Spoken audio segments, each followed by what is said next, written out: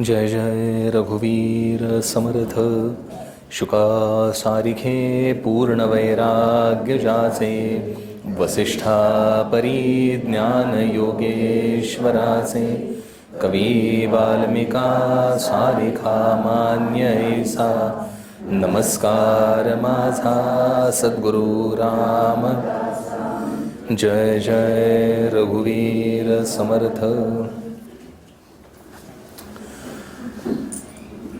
आपण मागचे 3-4 दिवस म्हणा, लेक्चर म्हणा, 21 समासीचा विचार करतोय. त्यानं सांगितलं आत्ता तसं 21 समासी हे 21 समास 21च समास आहेत आणि दासबोधामध्ये 200 समास आहेत. सो 21चं 200मध्ये रूपांतरित केलं आहे असं नाही, पण वाढ करून आपल्याला सोपं करून अजून सांगितलं आहे. इन डेप्थ पुरणार नाही आपल्याला समजायला. वेदांमध्ये ज्या ऋचा आहेत त्या अगदी मंत्रात्मक आहेत. जसं महावाक्य, आपण सगळ्यांनी महावाक्य ऐकलं असेल बरोबर. महावाक्य तर 4 महावाक्य आहेत. त्यातलं तत्वमसी किंवा अहम ब्रह्मास्मी हे महावाक्य आहे. आता ते समजायसाठी गीता, उपनिषद आणि ब्रह्मसूत्र एवढं सगळं समजवायला लागेल, तेव्हा ते महावाक्य समजणार आहे. म्हणजे मंत्रात्मक जेव्हा बोललं जातं, ऋषी मंत्रात्मक बोलतात अगदी शॉर्ट. आपण जसं फोनवर बोलतो तसं ते बोलत नाहीत. याचा अर्थ पाल्हाळ लावत नाहीत, टू द पॉइंट. तुम्ही बघा ना, तुम्ही रस्त्याने जात असताना, रस्त्याने जायची गरजच नाही खरं म्हणजे आपणही तेच करतो. खूप आपण एक्स्ट्रा माहिती देत असतो ज्याची त्याच्याशी काही संबंध नसतो, पण आपल्याला असं वाटतं की ती माहिती दिल्याशिवाय समोरच्याला काही कळणार नाही आणि समोरच्याला असं वाटत असतं ह्या माहितीचा मला काही उपयोग नाही. आणि गंमत अशी आहे, केव्हा तरी सांगणारा आणि ऐकणारा हे बरोबर अपोजिट पोझिशनला असतात आणि दोघंही तेच करतात. आपलं असं होतं का कधी? खरं मान्य करून टाका म्हणजे मी पुढे जातो. तर होतं आपलं असं कधी कधी. आपल्याला वाटतं हे सांगणं गरजेचं आहे आणि त्याला त्याची गरजच नसते, आपण एक्स्ट्रा सांगून टाकतो. समर्थांनी पहिले सूत्रात्मक सांगितलं आणि त्यांना नंतर पक्क पटलं ह्यांना काहीही कळणार नाहीये. आता फक्त ह्या दोघांमध्ये अंतर काय आहे? आपल्याला पटतंय हे समर्थांनी जे 200 सांगितलेत ना, ते आता ॲक्च्युली 2000 करायला हवेत तर आपल्याला कळणार आहे. हा आपला आणि त्यांच्यातला फरक आहे. आता त्यातला आपण 21 समासी जो पहिला समास तो बघतोय ते सूत्रात्मक आहे. हे 21 समासी म्हणजे नेमकं टू द पॉइंट, परमार्थ साध्य करण्यासाठी म्हणून नेमकं टू द पॉइंट सांगितलेलं आहे समर्थांनी. काय काय आवश्यक आहे तर सुरुवात होते काय काय काढायचं आहे. एक छान वाक्य की मूर्तिकार आहे ना, तो मूर्ती घडवत नाही, त्या दगडातलं नको ते बाजूला काढतो, मूर्ती तिथेच आहे की नाही. हे वाक्य आपण ऐकलंय. किती सोपं वाटतं वाक्य. आपलं आयुष्य जातं काढण्यात लोकांचे अवगुण. म्हणून मला काय करायचंय, माझ्यापासून सुरू करायचंय. मी बघा, मी म्हणजे म आणि वेलांटी, आणि इंग्लिशमध्ये पण तेच आहे की नाही. मी हा मी कुठल्याही भाषेत असाच आहे बघा. कुठेही जा हा मी असतोच. आता हा जो मी आहे त्याच्या संशोधनाचा खटाटोप सगळ्या विचारवंतांनी केलाय, इन्क्लुडिंग सॉक्रेटिस, अरिस्टॉटल आणि एव्हरीबडी. कोणीही चुकलं नाही. जे तेवढे विचारवंत झाले, ज्यांची बौद्धिक झेप तितकी उत्तुंग आहे, जी मॅच करते आपल्या शंकराचार्यांशी म्हणा किंवा आपल्या ऋषीमुनींशी, त्यांच्या बुद्धीला प्रश्न पडणार आहे, हू ॲम आय. आपल्याला प्रश्न पडतो हू ॲम आय, फक्त त्याचे शब्द बदलतात. मी कोणीतरी आहे की नाही, शब्द बदलले, सो त्याचा अर्थ बदलतो. ऋषीमुनींना प्रश्न पडला हू ॲम आय, कोण आहे मी. आणि त्या वृत्तीतून, त्या संशोधनात्मक वृत्तीतून जे चिंतन घडलं आणि त्यांना जे प्राप्त झालं ते सांगत असताना, त्यांना जे समजलं ते सांगत असताना ते सांगू शकत नव्हते. ही त्यांची स्थिती झाली. त्याचं काहीसं वर्णनाचा विचार आपण आत्ता करतोय. आपण हे सगळं खटाटोप का करतोय? जे समर्थान लिहिलेले शब्द आहेत ना, ते कळत नाही आहेत असं वाटतं, आणि ते खरं आहे. कारण जे त्यांना कळलंय ना, ते शब्दात येण्यासारखं नाही आहे. हा प्रॉब्लेम आहे. मी मागच्या वेळी बहुतेक सांगितलं होतं, ऋषी उपनिषदांमध्ये एका ठिकाणी येतं हा हू अहमन्नम, असं ते पुढे वर्णन करायला लागतं. आनंद इतका झाला की त्यांच्या मुखातनं ते सहज उद्गार बाहेर पडले, थांबू नाही शकले ते. आणि तेच समर्थ इथे वर्णन करतात. मागच्या वेळी आपण 6 श्लोक बघितले होते, 6 ओव्या. 7वी ओवी बघूया. समर्थ काय म्हणतायत? तया सिंधूच्या आनंद लहरी, शब्दी निशब्द भरोवरी, तेणे प्रतापे वैखरी वदोची लागे. त्या सिंधूच्या आनंद लहरी, आनंदाचा सागर मिळाला एकदम. आपण घरामध्ये आहोत आणि घरात भरपूर माणसं जमलीत, गर्दी आहे असं धरा. आणि गर्दी आहे, आपलं सगळ्याला चालू आहे, कोणाला काही खायला द्यायचं आहे, कोणाला काही करायचं आहे, कोणाला इकडे घेऊन जायचं आहे, काहीतरी डोक्यात आत्ताचे चालू विचार आणि ह्या संदर्भातले करण्याचे विचार असे सगळेच्या सगळे चालू आहेत डोक्यामध्ये.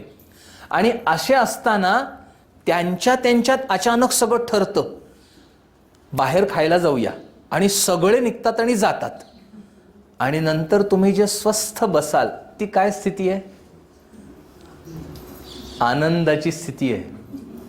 आता ते जे सगळे अचानक गेले, त्याने जो तुम्हाला उचंबळून आनंद झालेला असतो ना, त्याचं वर्णनच करता येत नाही.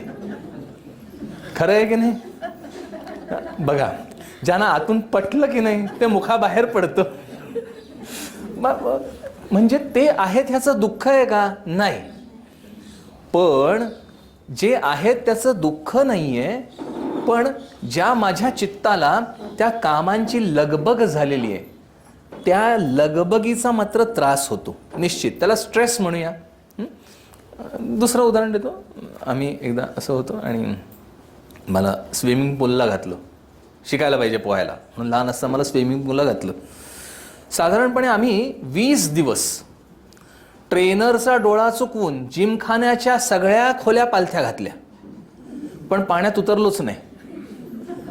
असं घडल्यानंतर नेमका ते जे ट्रेनर होते ना, ते माझ्या वडिलांचे मित्र, आणि एक दिवस यांची गाठ पडली बाजारात आणि म्हणाले, काय कसा काय पोहतोय पोरगा? कुठे आहे पोरगा? मला समजलं आज उद्धार आहे आपला. घरी आल्यानंतर त्यांच्या लक्षात आलं हे काय खरं नाही.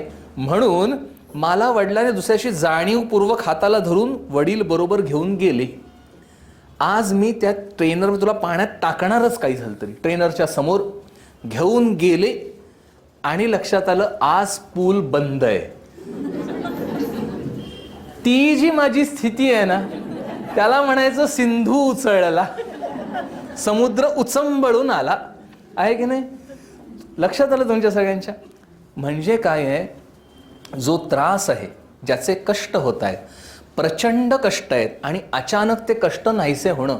आता वेगळ्या शब्दात सांगतो, पेनकिलर आहे ना, काय गंमत आहे? डस पेनकिलर किल द पेन? नाही, इट डझंट, इट नेव्हर. पण घडतं काय, बुद्धीला पेन होत आहेत ह्याच्या संवेदना बंद करतो, बरोबर आहे? आणि तरी आपण घेतो. म्हणजे माझ्या बुद्धीच्या संवेदना मी बंद करतो, बरोबर आहे? त्यालाच म्हणायचं, आपण आयुष्यातही पेनकिलर घेतो, त्याला म्हणायचं काना डोळा करणे. करतो की नाही आयुष्यात? आता ते मुद्दा काय आहे, जो पेन आहे बेसिकली, ते ज्या क्षणी नाहीसक होईल त्या क्षणी मला आनंद होतो, किंवा दुसऱ्या शब्दामध्ये समाधान होतं, चित्त शांत होतं. खूप मला आनंदाच्या लहरी येतात किंवा अचानक आलं की. आणि ह्या परब्रह्म किंवा आत्मतत्वासंदर्भात ते अचानक गवसण्याचीच क्रिया आहे. ते अचानक घडतं. माझ्या मीची जाणीव अचानकपणे होते. याला उत्तम उदाहरण गाढ निद्रा. कशी लागते? अचानक. कळलंय कधी? कोणाला कळलंय मी झोपलोय म्हणून? ते आमच्या वेळी लहान पोरग होतं आणि ते म्हणालं मोठ्यांदी, आत्ता अभ्यास करायचा आहे, असा त्याच्या आई ओरडली. तर ते म्हणालं मी झोपलोय आत्ता, आणि म्हणून असं गाढ झोपून गेलो. झोपल्यासारखं दाखवलं त्याने. सो हे कळलं ना दोघांना की तो गाढ झोपलेला नाही आहे. म्हणजे काय, जी गाढ झोप आहे ती कधीच सांगून येत नाही, ती अचानक लागते. तसं ह्या आत्मतत्वामध्ये अचानक विसर्जित होतो, ते कळत नाही. ज्या क्षणी ते होतं त्या क्षणी तो प्रचंड मोठा आनंद, त्याला आनंद सिंधू म्हटले. सिंधू म्हणजे समुद्र, पण हा प्रामुख्याने आनंद सिंधू आहे. त्याचा उल्लेख पुढे येणार आहे म्हणून हे क्लेरिफाय करतोय. काय म्हणतात इथे समर्थ, तया सिंधूच्या आनंद लहरी. समुद्राला लहरी असतात. आता इथे एक लक्षात घेण्यासारखी गोष्ट आहे, आनंद हा वृत्तीचा गुणधर्म आहे. बरं, आनंद ही वृत्ती आहे, तिथे वृत्तींचा नाच आहे मंद प्रमाणात. आणि म्हणून इथे समर्थ क्लेरिफाय करतात, तया सिंधूच्या आनंद लहरी शब्दी निशब्द बरोबरी. त्या सिंधूच्या आनंद लहरी आहेत. समुद्र कसा आहे, अथांग आहे, आणि लहरी कुठे असतात, किनाऱ्यावर असतात. आता लहरी खऱ्या आहेत का हो, समोर दिसतात ना लहरी, मग त्यांना खोटं म्हणता येते, पण ते खरं आहे का, तिथे पाणीच आहे ते, बरोबर आहे. पाण्याच्या विशिष्ट हालचालीला आपण लाटा म्हणतो. आता ती लाट येते आणि लाट जाते, बरोबर आहे. एक लाट आली त्याच्या मागे दुसरी लाट असते. तुम्ही सगळे समुद्रावर गेलायत का आधी, म्हणजे माहिती आहे, काही नाही तर चित्रपटात तरी बघितलेलं आहे. पण गंमत अशी, चित्रपटात आहे ना त्या लाटेकडे लक्ष नसतं. म्हणजे अहो बुवा, लाट बघायची तर चित्रपटात कशाला बघू आम्ही. चित्रपट ज्यासाठी आम्ही बघायला गेलो तिकडे सांगायचं होतं काय, लाट. तर ती लाट येते आणि कुठे जाते, कळते कुठे जाते. ती परत जाताना ना ज्या प्रमाणात येते त्या प्रमाणात जाताना दिसते का, ती नाहीशी होऊन जाते. सो व्हेअर इज लाट, कारण लाटेला अस्तित्व नाही, अस्तित्व पाण्याला आहे. आणि माझ्या दृष्टीला दोष आहे, मी लाट बघतोय, पाणी बघत नाही त्याच्यातलं. That is my problem. आणि ह्याचं उदाहरण वेदांतामध्ये छान दिलेलं आहे. सोनं, तुम्ही सोनं विकत घ्यायला जाता का अलंकार विकत घ्यायला जाता, खरं सांगायचं. अलंकार, बरोबर. ते इकडची बाजू म्हणेल आम्ही बुवा सोनंच घेतो, बरं आम्ही काय अलंकाराच्या बंधात पडत नाही, आणि घेतलेलं सोनं सांगतही नाही, नाही तर ते अलंकारात रूपांतरित होत आहे. म्हणजे मी घेतो काय, अलंकार घेतो, आणि मोडतो काय, गॉट इट, बरोबर आहे. मी घेताना अलंकार घेतो, याचा अर्थ आकाराकडे बघतो, आणि मोडायला जेव्हा जातो तेव्हा मला त्या आकाराशी संबंध तुटलेला असतो, मला त्याच्या सोन्याशी घेणं देणं असतं. आणि इथे त्या सोनाराची दृष्टी सांगितलेली आहे. तो देताना पण सोनं देतो आणि घेताना पण सोनं घेतो, तो अलंकारात भुलत नाही. तुम्हाला सांगतो एकदा उदाहरण, चांदीचे अलंकार असतात ना, तसं आम्ही एकदा ते कस किती आहे सोन्या अर्पण केलं एकाने सोनं, तर किती काय आहे तसं बघायला गेलो होतो. तिथे दुसरे एक कोणीतरी ते चांदी मोडायला आलेले होते, आणि इतकं सुंदर डिझाईन होतं त्याचं, म्हणजे सगळ्या प्रकारची फळं 3D मध्ये काढलेली होती. म्हणाल बुवा तुमचं फारच लक्ष असतं, सगळीकडे लक्ष असतं, आमची दृष्टी ओपन असते, फक्त चिकटू देत नाही एवढाच फरक करतो. तर ती 3D मध्ये वेगवेगळी फळं, आणि त्याला खूप होतं, मी तुम्हाला तर वर्णन नाही, खूप डिझाईन सुंदर होतं. तो जो वितळवणारा होता ना, त्याने उचललं, त्या ह्याच्यात टाकलं, टाकताना मी माझ्या बरोबरचा आणि ज्याने आणलं, आमचं चित्त हळहळलं, अरे काय सुंदर आहे. त्या सोनाराशी त्याच्या काही घेणं देणं नव्हतं. त्याने ते दाणकने एक घाव घातला आणि त्याचं चपट करून टाकलं सगळं. का, त्याची दृष्टी पक्की बसली आहे, त्याची आकारावर दृष्टी नाही, त्याची त्या सबस्टन्सवर दृष्टी आहे. आणि ही सुवर्णाची दृष्टी महत्वाची आहे. आपण भुलतो ते आकाराला भुलतो, म्हणून लाट दिसायच्या ऐवजी पाणी दिसायला लागलं, दृष्टी उघडली. आता आपल्या सगळ्यांना आकार दिसतोय की नाही, म्हणजे डोळे मिटलेच असतील तर दिसणार नाहीये, वी कांट हेल्प, पण दिसतंय. म्हणजे आता अजून थोडा वेळ आहे अजून मिटायला, तर ते दिसतंय मला, सगळीकडे आकार दिसतोय, मी आकारच बघतो. मला बघायचे वस्तू, आणि म्हणून समर्थ त्या आत्मतत्वाला वस्तू म्हणतात. उपनिषदामध्ये अनेक ठिकाणी आहे वस्तू किंवा ते आत्मतत्व. आणि त्याच्याकडे एकदा दृष्टी बसली की मग ती आकारावर जात नाही. त्या साखर आहे, साखर ते हल्ली मिळतात, ते साखरेचे असे वेगवेगळे केलेले असतात ना, दसऱ्याला घालतात. हां हां, म्हणजे बत्तासा आणि त्याचे वेगवेगळे आकार करतात ते साखरेचे. ओके, आता मला सांगा, साखरेचे जे आकार आहेत ना ते दोऱ्याला लटकवलेले असतात, आय थिंक सो. तर ते मुलांसाठी छान. डायबिटीसवाल्या माणसाला कुठलाही आकार असू द्या, आहे का उपयोग त्याचा? तो काय बघतो त्यातली? बास, थँक्यू. तो त्यातली साखरच बघतो, तो आकार बघत नाही. कारण त्याला त्याचे गुणधर्म माहिती आहेत, त्या साखरेचे गुणधर्म माहिती आहेत. And that's the point. मला त्या गुणधर्मांकडे बघायचं आहे. ही आकार सगळं माया आहे, हिचा गुणधर्म मला गुंतवणं हे आहे. हे एकदा पक्क बसलं की ह्यातनं सुटण्याचा उपाय, याचा विचार बुद्धीमध्ये सुरू होतो. हे सगळे लाटा ते पाणीच आहे, त्या लाट्याला अस्तित्व नाही. इथे समर्थ म्हणतात, काय म्हणतात इथे? तेणे ऐक्य तया सिंधूच्या आनंद लहरी. सिंधू शांत आहे आतमध्ये, लहरी बाहेर आहेत आनंदाच्या. आतमध्ये सिंधू शांत आहे, ते आत्मतत्व शांत आहे. वृत्तीरूपाने मला अनुभवायला येतं आनंदाच्या मार्फत. म्हणून त्याचं वर्णन केलंय सत चित आनंद. ते सत आहे म्हणजे आहे, ते चित आहे म्हणजे स्फुरद रूप आहे, दॅट इज द लहरी. आणि त्याचा गुणधर्म काय आहे? आनंद हा गुणधर्म आहे. आणि बघा, आपल्याला म्हणून आनंद हवा असतो. दुःख हवं आहे कोणाला? अरे हे तर नाही म्हणा. हां, दुःख हवंय, नो बडी वॉन्ट्स दॅट. मला आनंदच हवाय. दुकानाचं नाव कधी बघितलंय का? दुःख स्टोअर म्हणून? नाही. तिथे गेल्यानंतर पेमेंट केलं की होतं, पण ते नाही. मला आनंदच हवा आहे, माझी धडपड पण आनंदासाठीच आहे. बघा, आत्ता समजा मी सातत्याने कठीण कठीण नुसतं सांगत राहिलो तर तुम्हाला काय होईल? ते कोणाला नकोय. दुःख नाही होणार, पण बोर होईल. बरोबर आहे? आता बोर होणे म्हणजे काय आहे? आनंदाचा अभाव असणे. ती लहान मुलं बघा, अगदी लहान मुलं असतात ना, जी रांगायला लागलेत, त्यांच्यासमोर अशी फार रंगीत खेळणी करतात. हल्ली करतात की नाही माहित नाही मला, कारण हल्ली खेळणी लागतच आहेत, मोबाईलच लागतो. बरोबर आहे ना? तर ती खेळणी करतात, ती थोडा वेळ खेळलं की टाकतात, दुसरं झालं, तिसरं. व्हॉट्स दॅट? तो तेवढ्या वेळात त्या खेळण्यातून बोर होतो. म्हणजे तेवढ्या वेळात त्याला त्यातनं आनंदाची प्राप्ती होईनाशी होते.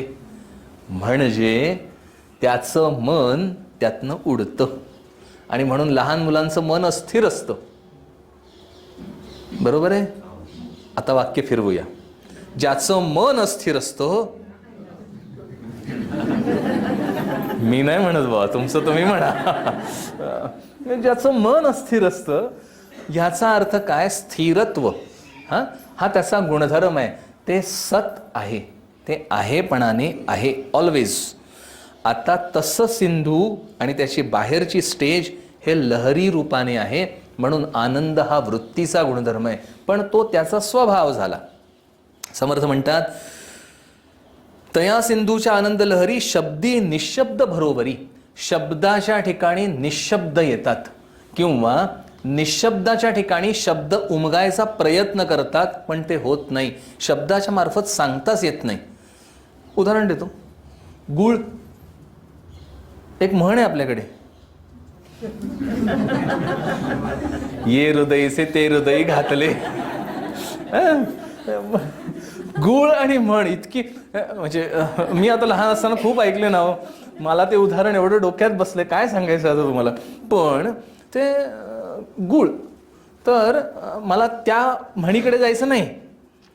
ते जे गोड आहे, गुळाची गोड चव आहे, करा बघू वर्णन. येईल करता? ते गोड आहे म्हणजे कसं आहे? नाही, बरोबर आहे, तुम्ही प्रयत्न करताय, पण गोड चवीचं वर्णन कुठे आहे याच्यात? गोड चवीचं वर्णन करा. हे म्हणजे गोड करा. मग तुम्ही म्हणाल साखरेसारखं आहे, काय मधासारखं आहे, ते त्याच्यासारखं आहे म्हणजे गोड चवीचं वर्णन नाही. आहे का वर्णन? चवीचं वर्णन गोड करता येत नाही.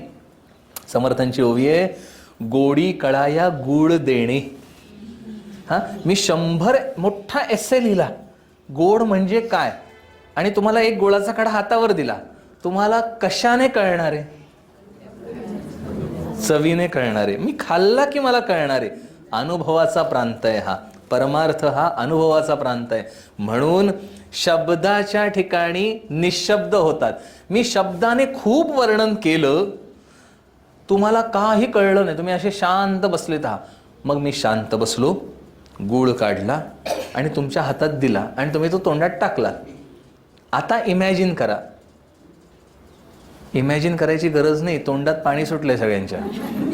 गूळ, हां, त्या गुळाची चव, आणि तिथे शब्द आहेत का? निशब्द. समर्थ म्हणतात, शब्दी निशब्द भरोवरी. सगळ्या अँगलने, सगळीकडनं तुडुंब भरतंय माझ्या मनात वृत्ती. मी ते सांगू शकत नाहीये, अनुभवता येतंय. तशी अवस्था होते. तेणे प्रतापे वैखरी वदोची लागे. आता जे मी 1 तासभर तुम्हाला गुळाची चव वर्णन करून सांगितली, ती त्याने खाल्ली की तो पण ते वर्णन करायला लागतो. हा, ही अशी अशी आहे. किंवा आफ्टर शब्दी निशब्द भरोवरी तेणे प्रतापे, त्या प्रतापाने, प्रत्यक्ष अनुभवण्याने वैखरी वधू लागे. तुमच्या तोंडातून शब्द बाहेर यायला लागतात. कसे येतात शब्द बाहेर? सरळ येत नाही. ती मुलं आली ना, लहान मुलं, आणि त्यांना खूप आनंद झाला असेल आणि काहीतरी आईला सांगायचं असतं की ते धडपडी देतात आणि त्यांची ना कुठलीच वाक्य कंप्लीट होत नाहीत. बघितलंय? एकही वाक्य कंप्लीट नाही करत.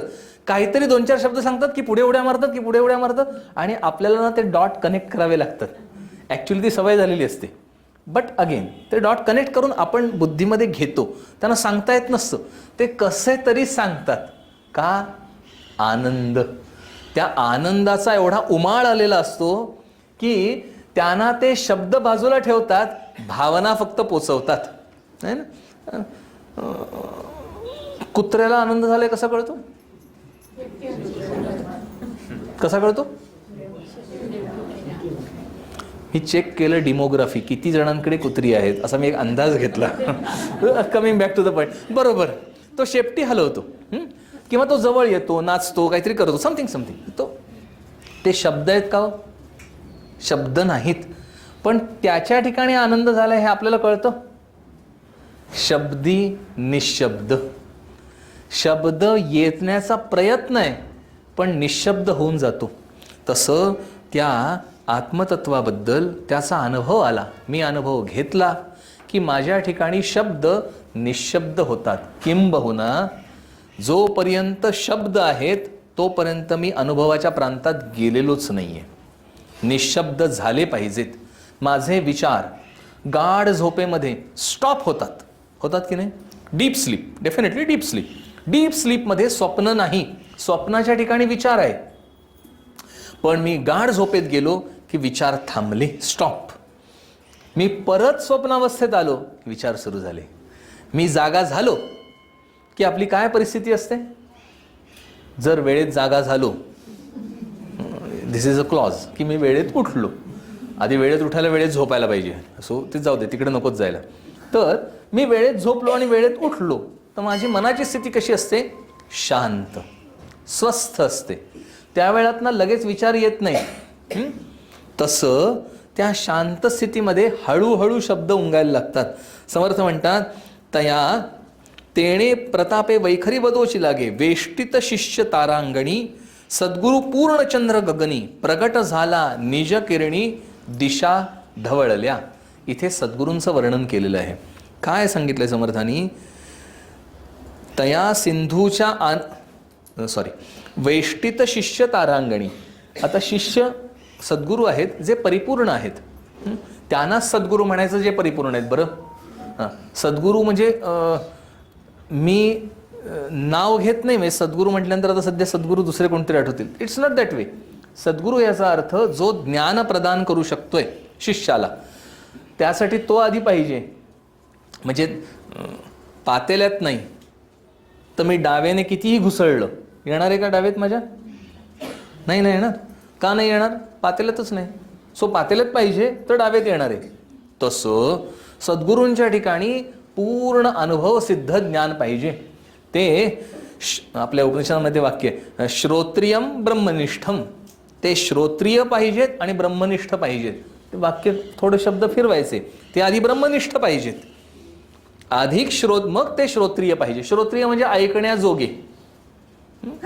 आपल्याला ऐकायला बरं वाटतं की नाही? ऐकायला केव्हा बरं वाटतं?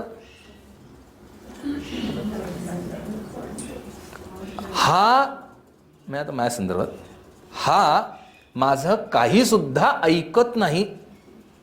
आवडतं काय वाक्य? कोणाच्या बाबतीतच आवडत नाही. ज्याला बोलले जातंय आणि जो बोलतोय, दोघांसाठी हे वाक्य आवडत नसतं. म्हणजे ऐकणं काय आहे तिथे? समजून घेणं आहे. बरोबर आहे? जड होतंय का? नाही, समजून. तुम्हाला समजतंय ना? तर ते समजून घेणं आहे.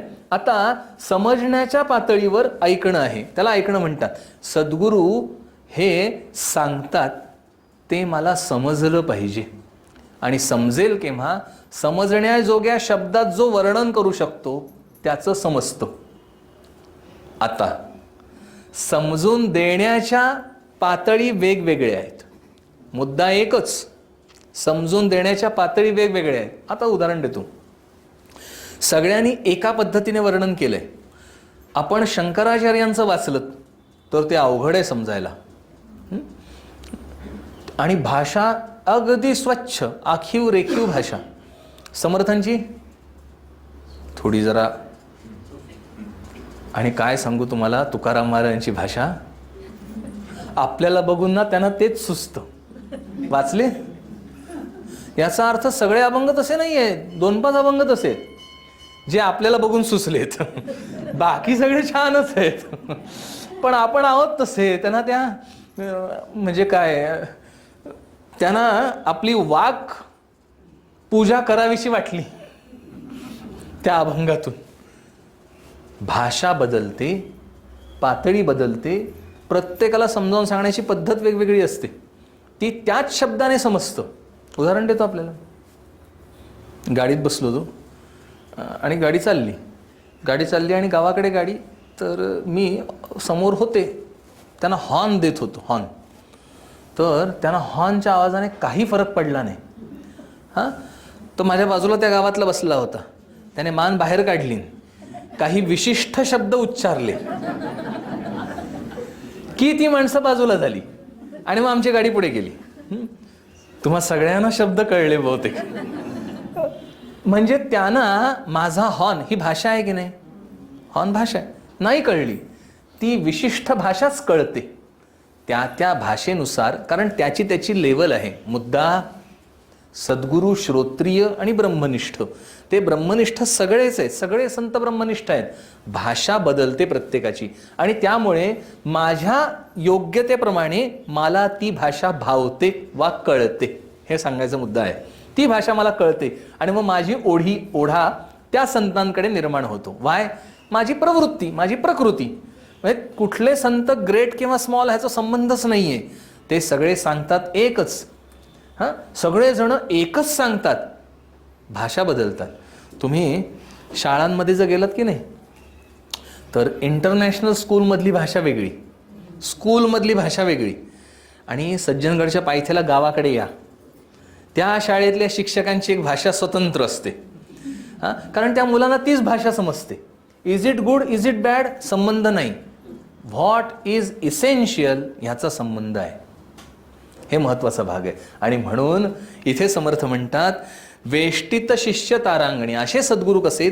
शिष्य तारांगण, चंद्र. इथे डायरेक्ट सांगतो चंद्र आणि त्याच्या बाजूला तारांगण असतं. तारा भरपूर असतं आणि चंद्र मध्यभागी असतो, असं गृहीत धरलंय. ते लगेच त्या ह्याच्याकडे जाऊ नका, ॲस्ट्रॉलॉजी आणि इकडे जाऊ नका. म्हणजे सद्गुरू मध्यभागी आहे आणि सगळे गोल शिष्य बसलेले आहेत समोर वेष्टित बाजूने. सद्गुरू पूर्ण चंद्र गगनी, पूर्ण चंद्र पौर्णिमा, म्हणजे परिपूर्णता दर्शवतो. परिपूर्ण ज्ञानी आणि परिपूर्ण श्रोत्रिय आणि ब्रह्मनिष्ठ असे आहेत.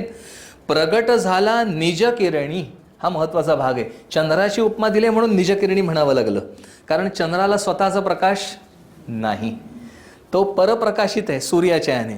सूर्य उगवला ना की तारांगण दिसत नाही, म्हणून चंद्राची उपमा दिली, आजूबाजूला तारांगणांची उपमा दिली आणि त्याच्या पुढे सांगितलं प्रगट झाला निज किरणी, स्वतःच्या किरणांनी प्रगट झालाय, कारण ते ज्ञान इथेच आहे. माझं काय गंमत आहे बघा, मला अगदी प्रामाणिकपणे सांगा, मी स्वस्थ बसलो की मी कोण आहे याचा आपल्याला बोध होतोय का? मी उत्तर देऊन टाकतो नाही. मग त्या म्हणतात तुम्ही आत्ता लगेच विचार करायला जाऊ नका, नाही तर मला तुम्हाला समाधीतनं खाली आणावं लागेल. हां, तर मी स्वस्थ, मला कळत नाहीये, सो माझं मला अज्ञान आहे. हे केवढं मोठं अज्ञान आहे, सो बिग. आपलं दुर्लक्ष झालंय, माझं मला कळत नाहीये. तुम्ही काही ते पार्किन्सन झालेली अशी लोक असतात की नाही, किंवा त्यांना विस्मरण होतं पूर्ण, थोडक्यात विस्मरण, तर अल्झायमर किती अवघड परिस्थिती आपण बघितली, सगळ्यांनी अनुभवले ते. त्यांना काहीच कळत नाही काळांतराने, तेच तुमच्याशी गप्पा मारतात आणि नंतर थोड्या वेळ विचारतात कोण आपण. बरोबर आहे, बोध स्वतःचा बोधच नसतो, लोकांनी सांगितल्याचा बोध नसतो आणि मी कोण आहे हेही कळत नसतं. आपल्या सगळ्यांना काय झालंय हो? थँक्यू. माझा मला बोध नाही. हे मला कसं कळलं, मला एका सांगितलं अल्झायमर आणि त्याचं वर्णन केलं. ते वर्णन जेव्हा ऐकत होतं ना तेव्हा मला हे सगळं आठवत होतं. अरे ये तो आपण नाही आहे. माझा मला बोध नाही, मला कळत नाहीये, मी गृहीत धरलंय हा देह मी आहे. आणि हे सर्वात मोठं इल्युजन आहे, सर्वात मोठं इल्युजन आहे. And the biggest hallucination I am facing right now. मी देह आहे. समर्थ इथे म्हणतात पण त्याला बोध झालाय, तो परिपूर्ण आहे, चंद्र आहे, आणि त्या चंद्राच्या प्रकाशात तारा प्रकाशित झाल्या आहेत. म्हणून ते समर्थ म्हणतात वेष्टित शिष्य तारांगणी सद्गुरु पूर्ण चंद्र गगनी प्रगट झाला निज करिणी. आणि पुढे शब्द वापरतात दिशा धवळल्या, पांढऱ्या झाल्या, प्रकाशित झाल्या. दिशा म्हटलंय, दिशा म्हणजे काय?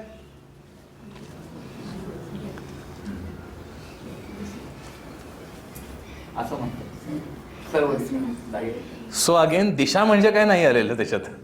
असं म्हणतं म्हणजे आकाश. दिशा म्हणजे काय? सापेक्ष आहे. तुम्ही इथून उंच अंतराळात गेलात, धरून चला मिल्की वे गॅलेक्सी सगळ्यांना माहिती आहे, एव्हरीबडी नोज दॅट, माहिती आहे? थँक्यू. आता मिल्की वे गॅलेक्सीला ओलांडून मी बाहेर गेलो की मला सांगा कुठली पूर्व आणि कुठली पश्चिम? सूर्याच्या सापेक्ष पूर्व आणि पश्चिम आहे. मी हे सूर्यमंडळ ओलांडून पलीकडे गेलो की 100 सूर्य आहेत माझ्या आजूबाजूला. सो कुठली पूर्व आणि कुठली पश्चिम? दिशा गेल्या, दिशाहीन झालो मी दुर्दैवाने. बरोबर आहे, इट्स अ फॅक्ट. सो आपण ॲझ्युम करा मी उंच अंतराळात उभा आहे आणि तिथे मला कुठल्याही प्रकारची, म्हणजे सगळीकडेच पूर्व आहे, प्रत्येक ठिकाणी मला सूर्य दिसतोय. So everybody it is east. आता जर ह्या सगळ्या बाजूला दिशा आहेत, याचा अर्थ दिशा या केवळ सापेक्ष आहेत आणि त्यांचं अस्तित्व आकाशामुळे आहे. बरोबर आहे, दिशांचं अस्तित्व कशामुळे आहे? आकाशामुळे आहे.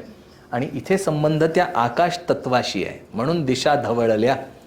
माझ्या आजूबाजूला असणारं आकाश तत्व जे आहे ते प्रकाशित झालं.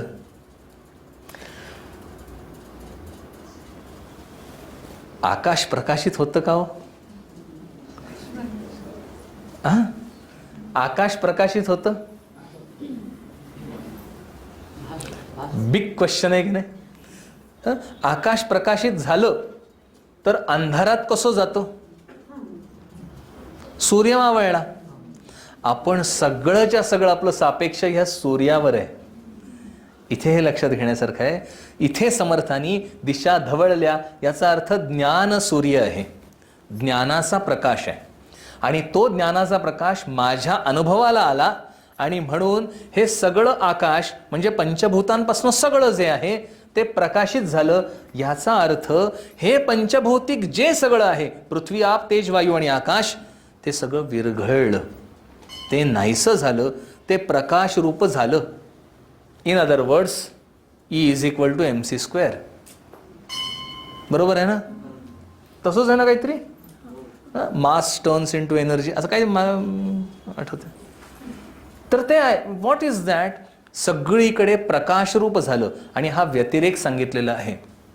एक एक तत्व मागे मागे मागे नेलं की त्याचं मागच्या तत्वामध्ये ते विलिनीकरण होतं. असं करत करत उरतं ते फक्त आकाश.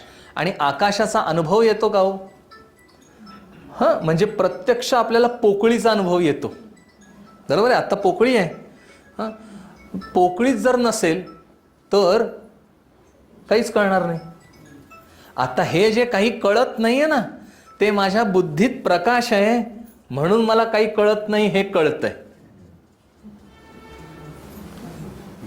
नको ना प्रश्न विचारू? हे जे कळणं आहे ना, ते ह्या आकाशाचा संबंध आहे. आणि म्हणून त्या पोकळीमुळे ही जी पोकळी निर्माण झाली तिथेच माया आली. आणि म्हणून मायाच नाहीशी झाली. त्या दिशा सगळ्या धवळल्या, प्रकाशरूप झाल्या. म्हणजे मला कळलं, बोध झाला. इथे समर्थांना म्हणायचंय, दिशा सगळ्या धवळल्या, बोध रूपात झालो मी, मला कळलो. असा कळलेला जो आहे तो सद्गुरू आहे. समर्थ पुढे म्हणतात, तेणे सुखे निज कल्लोळी सिंधू मिरवत जाता अंतराळी प्रभा फाकली ध्रुव मंडळी. तेणे सुखे निज कल्लोळी सिंधू उसंबळूप आहे. मिरवत जाता अंतराळी, तो असा चंद्र इकडून तिकडे जातो, बघितलाय आपण, चंद्र पण फिरतो. तर चंद्र फिरवत, तो मिरवत चाललाय अंतराळात. अंतराळात म्हणजे आकाशात, म्हणजे सगळ्या ठिकाणी त्याला कळलेलं आहे, बोध झालेला आहे. मिरवत जाता अंतराळी प्रभा फाकली ध्रुव मंडळी. ध्रुव हलत नाही तो. ध्रुव कशाला म्हणायचं? हलत नाही तो. म्हणजे अचल, अविचल, अविचल ज्ञानाची प्राप्ती झाली, जे ज्ञान आता हलणार नाहीये. आणि ह्याचा उल्लेख पुढे आहे. ते हलत नाही ज्ञान म्हणजे होतं काय नक्की? आपल्याला बाकी सगळी ज्ञानं हलतात बघा. असं कधी होतं का? चव कळत नाही आपल्याला काही काही वेळा खाल्ल्याची. म्हणजे विचारल्यानंतर तुम्ही सांगता तो भाग निराळा, छान झालंय म्हणून, पण त्याची काही वेळा चव नक्की काय आहे ती कळत नसते. असं होतं. म्हणजे ते वास्तविक होतं, त्याच्यात चव जी कळायला हवी तो पदार्थ जास्ती असतो. म्हणजे गोड असेल तर साखर जास्त आहे, तिखट असेल तर तिखट मीठ, ते पदार्थ जास्त असतो, आदर कमी असतात. अगेन, तर मला कधी कधी असं होतं की मला चव कळेनाशी होते. विशिष्ट आजार झाला की आपल्या चव कळत नाही. समर्थांची ओवी आहे, कामिळीने पिवळी झाली, कावीळ झाली की पिवळी होते. दृष्टी दिसायला पिवळं सगळं दिसायला लागतं. ते असतं पांढरंच पण दिसायला लागतं पिवळं. म्हणजे माझी दृष्टी बिघडली. म्हणजे माझं जे ज्ञान आहे ते हलतंय. सांगायचा मुद्दा काय? ते हलतंय. इथे अविचल ज्ञानाची प्राप्ती होते, कारण हलणाऱ्यापेक्षा सगळंच्या सगळं भिन्न जे जे हलतंय ते सगळं विरघळून गेलेलं असतं, नाहीसं झालेलं असतं. इथे समर्थ म्हणतात, प्रगट झाला निजकरणी दिशा मिरवत जाता अंतराळी प्रभा फाकली भूमंडळी. तेणे सुखे निज कल्लोळी सिंधू उसंबळोप आहे. प्रभा ध्रुव मंडळात गेली म्हणजे ते ध्रुवस्थान, अविचल स्थान, त्या ज्ञानाची प्राप्ती झाली. आता तेणे सुखे निज कल्लोळी, त्याचा उल्लेख मगाशी वरती आलेला आहे, सो परत विस्तार नाही करत. निज कल्लोळ, आतमध्ये कल्लोळ उडतो. कल्लोळ उडणे याचा अर्थ काय? गोंधळ उडणे. पण तो निज, स्वतःचा गोंधळ. हां, आता इथे स्वतःचा गोंधळ म्हणजे आपण जो गोंधळ घालतो तो नाही. हां, काय गोंधळलेला आहे माणूस, असं जे लोक आपल्याबद्दल बोलतात ती ही स्थिती नाही आहे. तर त्या सिंधू, आनंद सिंधूमुळे माझ्या ठिकाणी वावटळ उठल्यासारखं होतं आनंदाचं. पण ते वावटळ, हे वावटळ शब्दाने समजण्यासाठी म्हणू नये. ते वावटळ धरू नका जे तुम्हाला दिसतं चित्रपटात. तर कसलं वावटळ आहे? तर ती उर्मी आहे आनंदाची. तेणे सुखे निज कल्लोळी सिंधू उसंबळोप आहे. हा सिंधू काय आहे? तर ज्ञानाचा सिंधू, आनंदाचा सिंधू, तो उचंबळतो. त्याचा आपण मग पहिल्या ह्याच्यात बघितलंय, तो कसा उचंबळतो. पुढे समर्थ म्हणतात, भरिते दाटले सागरी उचंबळोनी फुटल्या तरी महानदीस माघारी दाटी झाली. आता काय झालं? सागराला भरते आलं, सुनामी आली.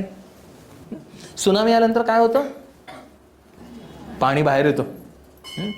नदी मिळते. आपण नदी मिळालेली सागराला कधी बघितले का जाऊन? तिथे प्रत्यक्षात गेलाय कधी? जिथे प्रत्यक्ष समुद्राला नदी मिळते तर ते पाणी ना असं व्हास्ट असतं त्या आणि त्याला वेग असतो. तो वेग असतो तरी समुद्राच्या ठिकाणी वेग नाही जाणवत.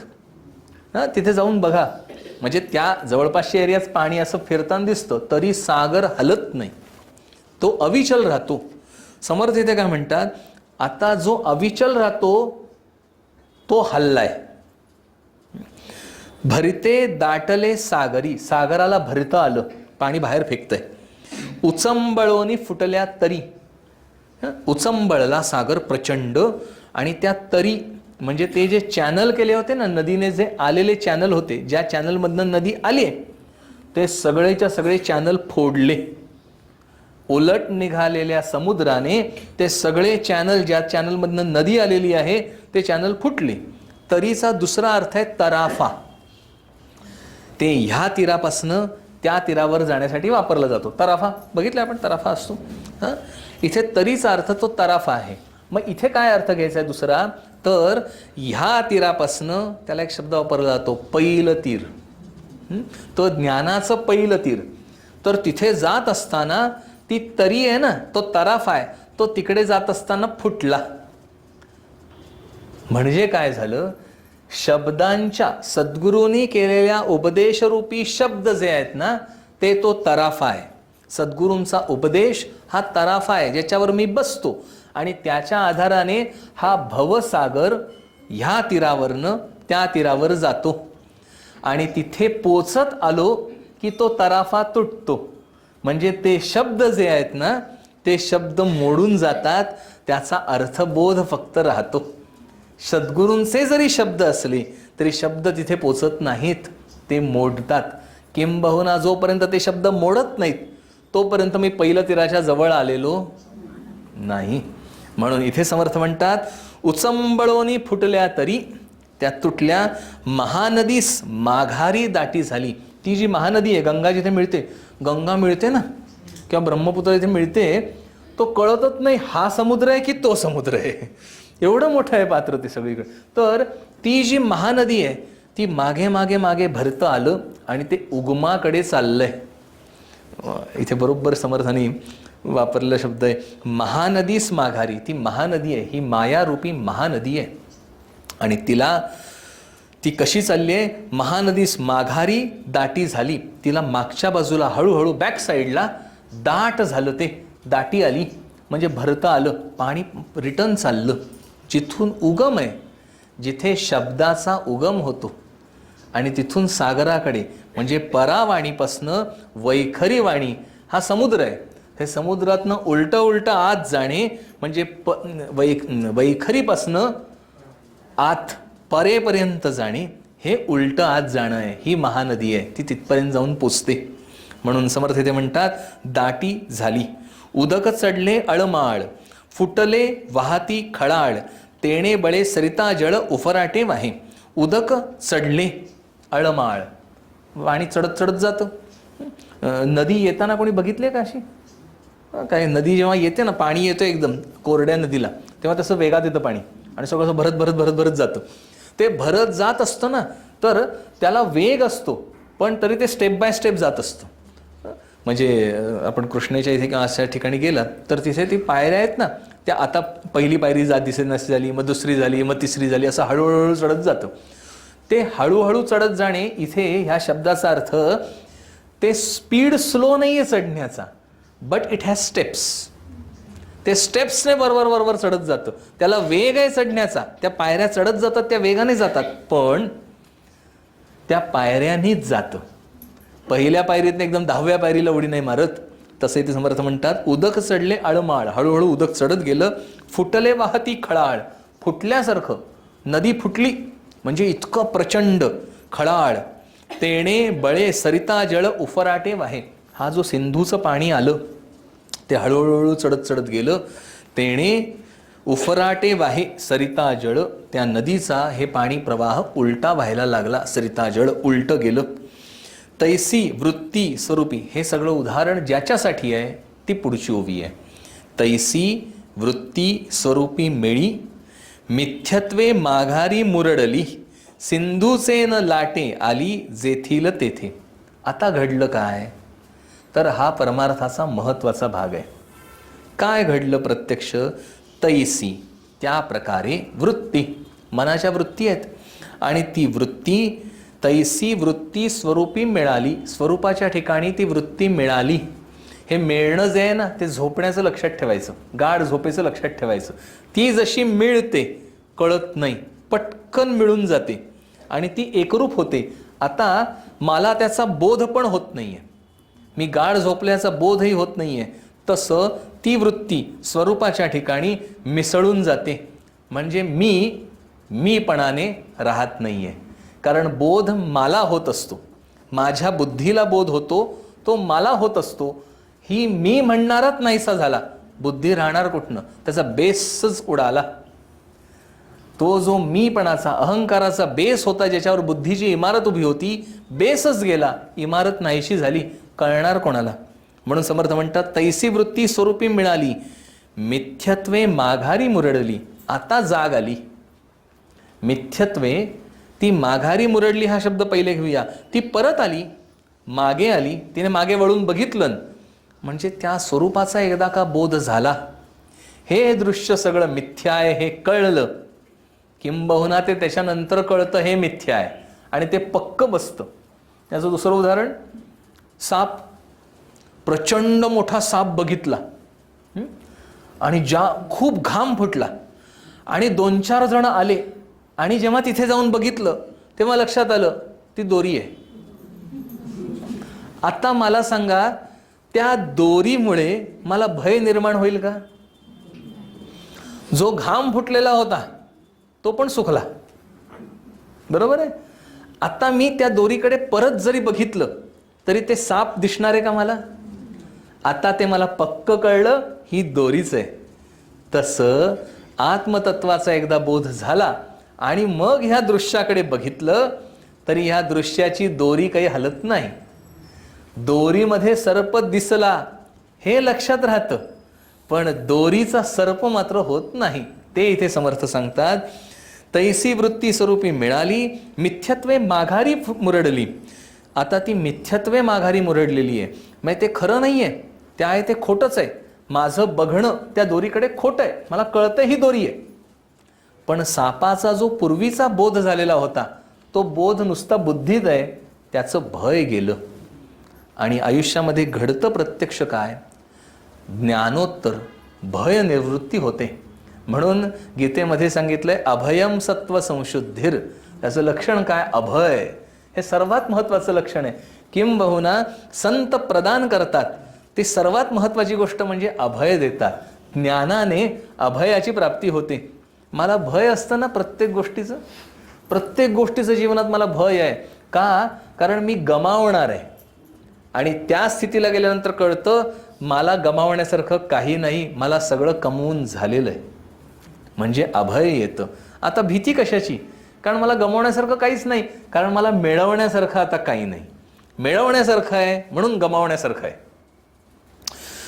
मी पहिला आलो परीक्षेत आणि दुसऱ्या वेळे मी आता दुसरा आलो तर हे भय आहे.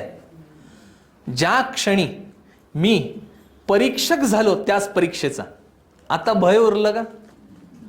आता मला मिळवायचं काही उरलेलं नाहीये, आता मला प्रदान करायचंय. भय गेलं, भय निवृत्ती होते आणि हे ज्ञानाने साध्य होतं. म्हणून इथे समर्थ म्हणतात तैसी वृत्ती स्वरूपी मिळाली, मिथ्यत्वे माघारी मुरळली, सिंधूचे न लोटे आली जेथील. सिंधूचे, त्या सिंधूच्या आधाराने जेथील तेथे आली. जिथून उगम आहे वृत्तीचा, त्या प्रणवापासून उगम आहे वृत्तीचा, तो ओंकार, द बिग बँग. पहिल्यांदा तिथून हे आकाश निर्माण झालं, पोकळी निर्माण झाली आणि तिथपर्यंत अन्वय, तिथपर्यंत व्यतिरेक करत करत करत मी मागे जाणे, हे दृश्य हळूहळू विरघळून टाकणे, तो एक व्यतिरेकाचा अभ्यास आहे, तो ध्यानाचा अभ्यास आहे आणि तो महत्त्वाचा भाग आहे. मी स्वस्थ बसायचो आणि माझ्या शरीरावर मी केंद्रित केलं की मला समजतं हे शरीर जड आहे, यातली हाडं जड आहेत, ह्याचं रक्त मांस सगळंच्या सगळं जड आहे, त्याच्या आत मी कुठेतरी मला जाणवतो. आणि असं करत करत शरीर, दिसणारं दृश्य सगळंच्या सगळं नाहीसं करणे हा ज्ञानाचा अभ्यास आहे, हा ध्यानाचा अभ्यास आहे. आणि ते करून एकदा का त्या मूळ पदापर्यंत जाऊ शकलो की मग ही स्थिती येते, मग मी बघतो हे सगळं मिथ्या आहे. आणि मग तो आनंद हलत नाही, तो स्थिर राहतो.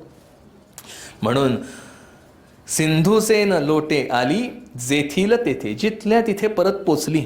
आनंद सिंधू उचंबळला तेणे ब्रह्मगोळ बुडाला. जे आत्ता मी सांगितलं त्या ज्ञानाने आनंद उचंबळून आला आणि हा अख्खा ब्रह्मगोळ बुडाला, नाहीसा झाला. उडगणेस मयंक झाला सिंधूची अवघा. उडगण म्हणजे नक्षत्र आणि मयंक म्हणजे चंद्र. तर ते नक्षत्र चंद्र सगळेच्या सगळे गेले आणि फक्त उरला तो सिंधू उरला. एकच समुद्र फक्त राहिला, तो आनंदाचा समुद्र राहिला, बाकी सगळं नाहीसं झालं. आणि ही स्थिती येण्यासाठी आपण समर्थांना प्रार्थना करूया आणि आज इथे थांबूया. जय जय रघुवीर समर्थ.